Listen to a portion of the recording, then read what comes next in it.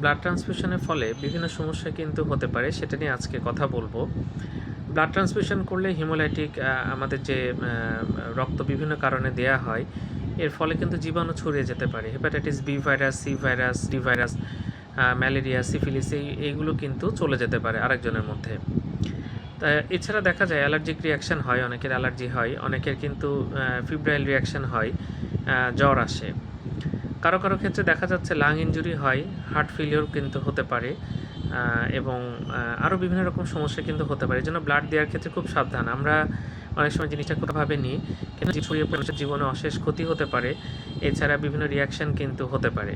তাই ব্লাড নেওয়ার ক্ষেত্রে খুবই সাবধান, এবং এই টেস্টগুলো অবশ্যই করে নেওয়া উচিত যে জীবাণুগুলো আছে কিনা। যার থেকে ব্লাড নিচ্ছেন তার শরীরে যদি hepatitis B virus, C virus বা ডি ভাইরাস এবং ম্যালেরিয়া, সিফিলিস এসবের জীবাণু থাকে, তাহলে কিন্তু সেটা অবশ্যই চেক করে নিতে হবে, কারণ এই ধরনের ব্লাড দিলে কিন্তু অনেক ক্ষতি হওয়ার চান্স থাকে।